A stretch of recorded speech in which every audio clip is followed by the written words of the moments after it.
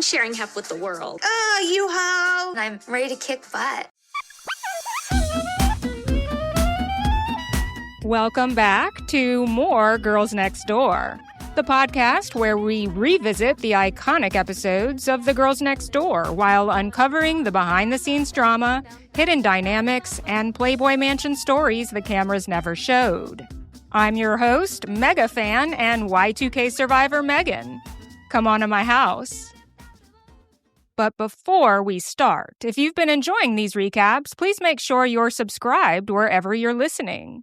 Leave a rating, leave a comment. Tell another Girls Next Door fan about the show.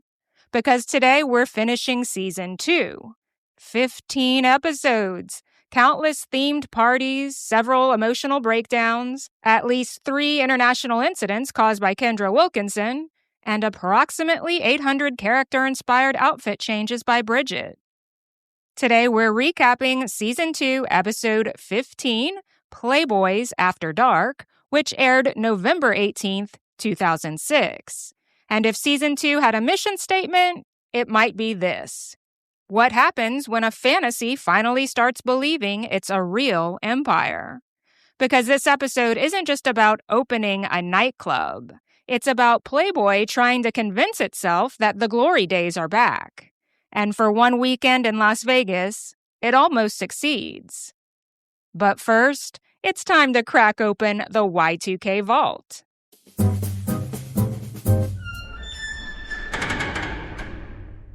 November 2006. Just weeks before this episode aired, millions of people were still processing the shocking death of Steve Irwin. Better known to most of the world as the Crocodile Hunter, Steve had spent more than a decade doing something nobody else had quite managed to pull off. He made wildlife television feel like an adventure. With his khaki shorts, boundless energy, and unmistakable Australian accent, Steve wasn't just teaching people about animals. He was convincing an entire generation to care about them. Whether he was wrestling crocodiles, handling venomous snakes, or getting entirely too close to creatures that most of us would sprint away from, everything he did came from a genuine love of wildlife and conservation. And audiences could feel that. He wasn't playing a character. He wasn't carefully managing a brand. What you saw was who he was.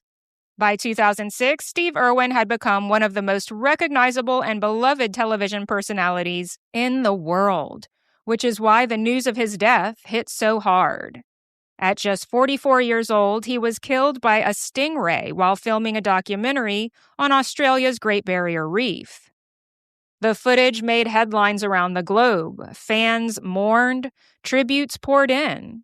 And for many people, it felt impossible that someone so energetic, so larger than life, could suddenly be gone. Because we tend to assume icons will always be there, that the people, places, brands, and cultural institutions we grew up with are somehow permanent. But they're not. Everything changes, even the things that seem untouchable. And that's a thought worth keeping in mind as we head into today's season finale. Because while the Playboy Empire is about to celebrate the grand reopening of one of its most famous institutions, we're also watching a moment frozen in time, a moment that feels permanent to everyone living it, but looking back, we know it wasn't. So can you kick off your candies, hang up your trucker hat, and silence your sidekicks for Playboys After Dark?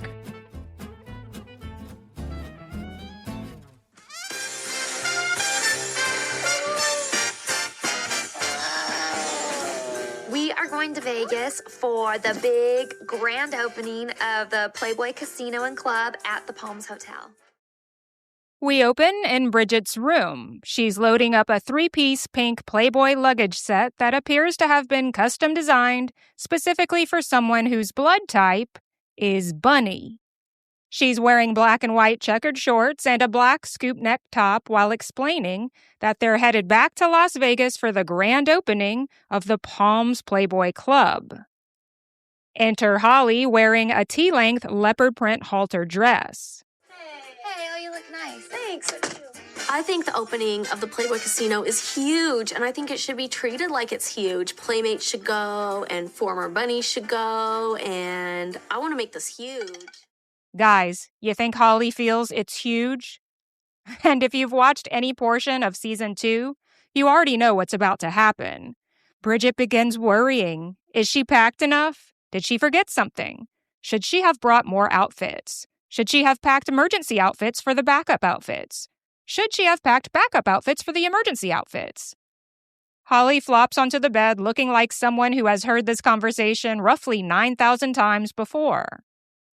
Cut to Kendra, who packs the way a tornado decorates. She's trying on clothes, throwing clothes, stuffing clothes into a black duffel bag, removing clothes from the duffel bag, adding different clothes. At no point does there appear to be a system, just vibes.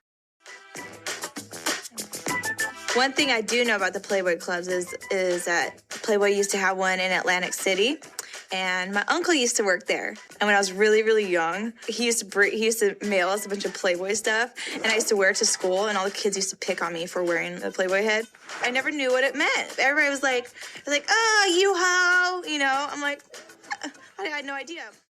Kendra tells us she doesn't know much about the Playboy clubs, but her uncle used to work at one. A photograph of a young Kendra, maybe 11 years old, wearing an oversized Playboy t-shirt is displayed on screen. Apparently, her uncle used to mail Playboy merchandise to the family, and little Kendra proudly wore it to school without the slightest understanding of what Playboy actually was. Somewhere there is probably a teacher who saw that shirt and had questions. Lots of questions. Hef is waiting at the dining room table in his captain's hat and button-up shirt covered in 1,000 tiny Playboy magazine covers. The usual. Soon the group gathers for departure.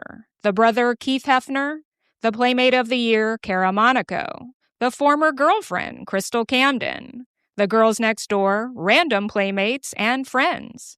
The whole entourage. And after posing for photographers, they pile into a limo headed towards a private jet. On board, the focus shifts to Kendra, because Kendra is a nervous flyer.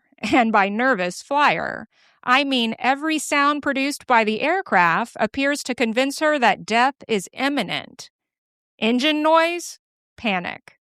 Seatbelt sign? Panic. Normal airplane sounds? Believe it or not, panic. Meanwhile, Holly glances over with the expression of someone who has absolutely no energy left for this particular crisis. It's the look of a woman who's attended this performance before, many times. Thankfully, everyone survives the traumatic experience of commercial aviation's safest cousin, private aviation. The jet lands safely in Las Vegas. A limo meets them on the tarmac. I think Hef is really excited about the Playboy Club opening back up because now it's in its proper place. It's in Las Vegas where people go for fantasy and escape. And I'm just really excited that Hef gets to see his clubs come back and gets to see the dream realized again. I want to make a celebration out of it. Las Vegas, here we come. Hef looks like a kid on Christmas morning because this weekend isn't just another event. It's personal. As the limo approaches the Palms, everyone spots the giant Playboy Bunny logo newly attached to the side of the building, several stories tall. Impossible to miss. Waiting outside the hotel are reporters, photographers, Palms owner George Maloof, and Kendra's family. Mom Patty, grandmother Mary, a.k.a. the legendary Mom. Everyone heads up to the Fantasy Tower Sky Villa. And even though we've technically seen it before during Kendra's 21st birthday episode, seeing it through the eyes of first-time visitors makes it fun all over again. The glass infinity pool, the rotating bed, the Playboy memorabilia, the over-the-top luxury. Patty immediately declares she could live there. Mom looks genuinely overwhelmed, like someone accidentally upgraded her vacation from Branson to Buckingham Palace. "This is gorgeous," she says, "just gorgeous." And she's right. The suite is ridiculous. George Maloof gathers everyone around the bar and delivers a toast. The revival of the Playboy Clubs has been a dream for years. Cheers to Hef, glasses clink. People smile, and then, party time! Kendra detonates directly through the middle of the speech. I can't wait to get up on that stage. Next, the group receives a private tour of the new Playboy Club. The place is also gorgeous. Rich woods, leather booths, custom lighting. All the space really comes alive. But when we walked into the Playboy Club, I was just like, wow. They put unbelievable thought into the Playboy Club, down to the very, very simplest of details. The crystals, crusted ceiling, these black, amazing chandeliers, all the way down to the little tiny detail. I mean, every little button has like the Playboy bunny emblem on it. The glass on the tables is all etched with Playboy bunnies. The bathroom stall doors with the Playmates on them, and you turn it over and you see the backs of them. That is so cool. From the etched glass room dividers to the dangling chandelier charms to the buttons on the leather-tufted benches, bunny logos are worked into virtually every design element. The entire space feels like somebody handed a luxury designer a blank check and said, make it look expensive and sexy. Even the bathrooms are elaborate. Life-size Playmates on the doors, their nude fronts upon entry, their naked backs when exiting. Centerfold wallpaper, custom details everywhere. And during the tour, we pass a portrait of Hef hanging above a fireplace, positioned with such authority that he doesn't look like the founder of Playboy. He looks like the final boss of Playboy, the godfather of Bunnyland. I think it's pretty cool, honey. I think for Hef, it was a very emotional weekend to see something that was so good in the past come back in such a perfect way. I think it's going to blow a lot of minds. Holly tells us she thinks this weekend must be emotional for Hef, and she's probably right. Because if you look closely, this episode isn't really about a nightclub. It's all about nostalgia. The Playboy Club represented a version of Playboy that Hef believed was larger than a magazine. It was a lifestyle, a status symbol, a cultural institution. And this weekend is his attempt to bring that world back to life. Later, Kendra, Patty, and Mom break away to find Uncle Bill working the casino floor. It's kind of a sweet moment. For all the absurdity surrounding Playboy, moments like this remind us how much of Kendra's story still feels grounded in family. Then it's time for a party at the Palms Resort pool. Holly appears in an elegant black two-piece with gold hardware embellishments. Kendra wears a green camouflage string bikini. And Bridget. Well, Bridget has modified a royal blue bikini and added bunny ears, bow tie, cufflinks, even a fluffy cotton tail. And look, I say this with love, but I have questions.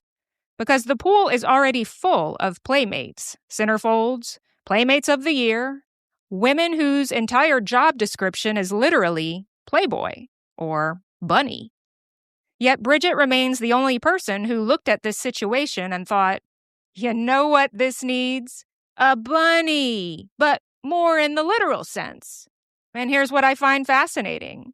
Throughout the series, Bridget continually seeks proof that she belongs, even after appearing in the magazine, even after appearing on multiple covers of the magazine, even after becoming one of the faces of the brand.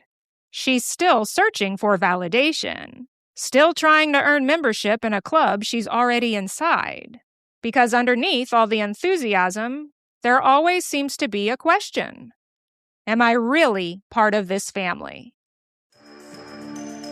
I'm super excited because Extra has called and asked me to be their correspondent in Las Vegas. You know, this is my first time interviewing people, and it's Hugh Hefner and George Maloof. Damn. I have my questions.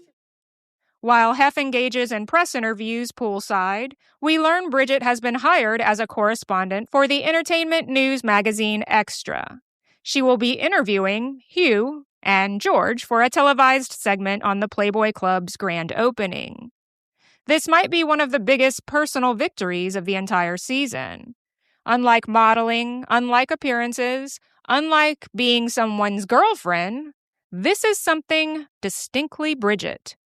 Entertainment reporting has been her goal for years. She heads upstairs to prepare, and in the next scene, her Blue Bunny swimsuit is being fitted with a battery pack. Hugh Hefner and George Maloof stand alongside her, and Bridget is handed a microphone. "I didn't even have time to change," she squeals, "and I'm dead. I'm dead." Girl, nobody believes you. Wait, actually, please, tell me in the comments, does anyone believe this bunny-kini was not 100% planned and devised for this very publicized TV moment? Seriously, what was all that about? Works every time. Okay. I was calm on the outside. On the inside, I was really, really nervous because this is like a dream come true to be able to go and do this. And then I realized how big it is. I didn't want to make any mistakes and I didn't want to blow it. And action. Bridget is living her dream reporting entertainment news as a legitimate journalist interviewing two male era icons on their revolutionary rebrand collaboration. After the interview wraps, Bridget finally changes her outfit to attend a calendar signing event downstairs in the Palms Playboy store. From broadcaster bunny, she transforms into Minnie Mouse. While Holly dresses in subtle black satin and Kendra in casual cutoffs, both very on brand for each girl, Bridget emerges in a red and white polka-dotted dress with frilly lace trim. And there's just no way around the Minnie Mouse comparison. But it is also very on brand for Bridget. At the signing, the girls are shocked by the amounts of fans lined up to get their merchandise autographed. Calendars, magazines, bobbleheads. From boobies to babies, all kinds of support has shown up for them. People want you to sign anything and everything. A purse, their butt. I even signed a baby. Signing the baby was the weirdest thing I ever had to sign, I think. It's cute, though. It just really felt like we're a part of this, and it made going there really emotional and made it real. Like, oh my God, we are really a part of this. We're a part of Playboy's history. We're part of the Playboy family. It's official. And in her confessional, Bridget is emotional about the experience and says it makes her feel like a real part of the Playboy family. And again, we see that same theme. The need for belonging, the need for confirmation, the need to hear someone say, yes, you count. Among the evening's festivities is the lighting ceremony, where the giant bunny head logo will be officially illuminated on the side of the building. But before the main event, there's another wardrobe change. Kendra rushes around the suite, frantically trying to get it together. Where's my luggage? She pulls a gray satin heap from her duffel bag. Do we have an iron? Holly and Bridget take a seat at the bar to wait on Kendra. Holly has opted for a sparkly gold halter gown. Bridget has recycled her bunny suit accessories, bow tie and cuffs, and paired them with a simple short black dress. And I'm actually surprised she's not wearing ears and a tail. Meanwhile, Kendra is completely nude, attempting to iron her dress. She laughs and announces in real time, "Ha ha ha, I'm ironing naked." Kendra quickly grows frustrated with the domestic task of swiping an iron a few times, and she zips into her dress unfinished. At the lighting ceremony, an audience of friends, fans, and press stand before Hef, Holly, Bridget, Kendra, Hugh Hefner, and George Maloof. Oh my God! This is a historic moment for the Palms and obviously for Las Vegas. I want to first thank Hef and Christy for giving the Palms the opportunity to create something very special. A large white buzzer button sits on a Playboy-branded platform. George delivers a brief speech thanking his partners and the girls next door, and the crowd counts down from 10 in unison. 3, 2, 1. Hef and George smash the button, and a view from the strip shows the enormous bunny head lit up in flickering designs on the side of the palms. The crowd cranes their necks and stare in awe at the spectacle. And for one brief moment, it works.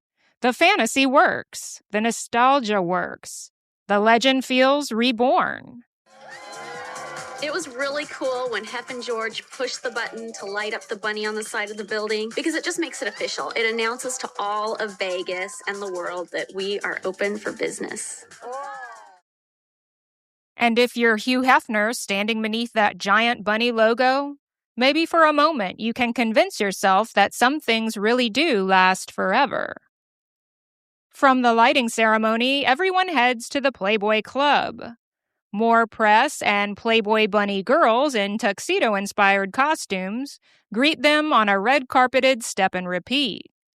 Bridget looks like their bunny gal mentor den mother in matching attire, only slightly less kitschy. We recognize some of the girls from the previous episode's auditions, like Mandy Bentley. Apparently somebody decided the paycheck was persuasive after all. And that's a callback from episode 14. So if you don't know, you need to go back and listen to that one. The club is packed with electricity and excitement. In interview, Kendra says even though Hef has had Playboy clubs in the past, none compare to this one because now she's here. Holly seeks out some of the bunny girls now employed at the club and screams with pride, "I picked you out!" She clearly wants that acknowledgement of her influence within the brand. Just as Bridget wants validation, Holly wants acknowledgement. She wants recognition for her contributions. She wants proof she matters inside Playboy beyond simply being Hef's girlfriend. It's another recurring theme all season. Kendra wants fun. Bridget wants belonging. Holly wants legitimacy. 3 women, 3 completely different needs, 1 shared address. Drinks are flowing, and as the night carries on, the group gets loose. Kendra shakes her booty as much as possible in her fitted dress. Even Grandmother Mary is spotted, shimmying in her seat. Everything was going through my mind, like, oh my God, I'm here for this. Like, what brought me here? Like, what did I do in my life to deserve being here today? Kendra reflects on the surrealism of her life, being there at that moment with her boyfriend, Hugh Hefner. Holly announces an after party and the shenanigans continue in the suite. "Everybody get the naked right now!" Kendra screams, struggling to unzip her dress in front of everyone. Playmate Amber Campisi, Miss February 2005, takes Kendra's lead and strips down. The 2 place shower caps on their hairdos before skinny dipping in the infinity pool. And then we arrive at the final confessionals of season 2. And Holly says, "I don't mind sharing Hef with the world. I love what he does, and I love him, and I love to be a part of it. This is the beginning of a beautiful lifetime." Bridget says she's ready for the opportunities ahead, ready for challenges, ready to kick butt. Kendra says Playboy is home, and she's never leaving. I don't mind sharing Hef with the world. I love what he does, and I love him, and I love to be a part of it. This year, I have done so much career-wise, and I'm really excited for what this next year has in store because I'm ready for it. I'm ready for the challenge, I'm ready for the opportunities, and I'm ready to kick butt. Like, I never thought in a million years that I'd ever be a part of all this. Playboy is home, and I'm never leaving.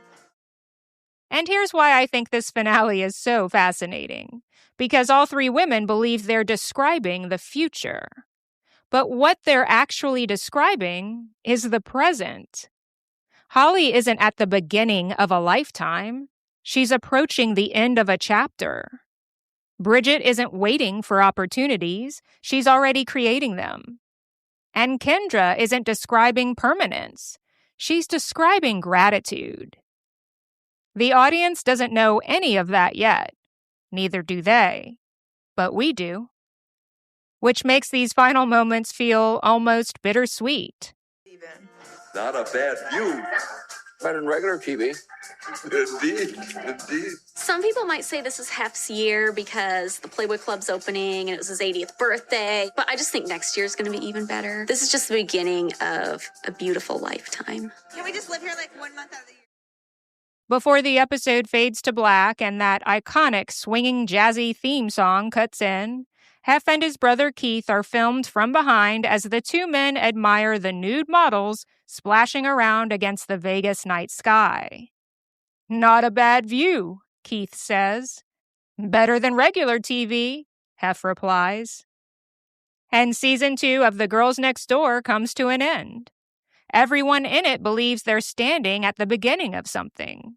The Playboy Club is back, the bunny is glowing above the Las Vegas Strip, The Girls Next Door is a ratings hit, the magazine is still selling, the licensing business is expanding. New opportunities seem to be appearing everywhere. For one weekend, it feels as though Playboy has done the impossible. It has found a way to turn nostalgia into a future. And from the girlfriend's perspective, what comes next seems obvious. More success, more growth, more Playboy. But history rarely announces itself while it's happening. And looking back now, what we're actually watching is the final moment when the Playboy dream feels completely intact. Before the financial struggles, before the mansion emptied out, before relationships ended, before the magazine stopped being the cultural force it once was, before an entire era slowly faded into memory. For one glistening weekend in Las Vegas, all of that is still invisible. And everyone believes the legend has been reborn. Well, guys, we've traveled across Europe and pulled all-nighters in Vegas. We ghost rode the whip and attempted to provoke the paranormal. We threw a tea party for dogs and auditioned bunny hopefuls. We watched Holly try to turn a situationship into a fairy tale. We watched Bridget chase every opportunity like it was hidden inside a giant Easter egg. We watched Kendra test the limits of transportation, patience, and basic planning. We celebrated Hef turning 80 and witnessed as Playboy tried to bottle the magic one more time. And I can't believe it, but somehow we've arrived at the end of another season.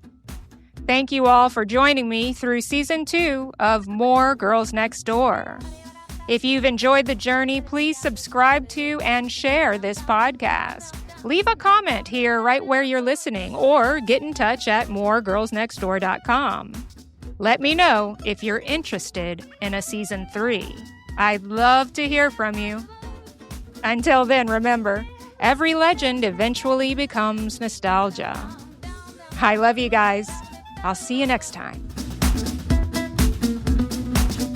On the bricks.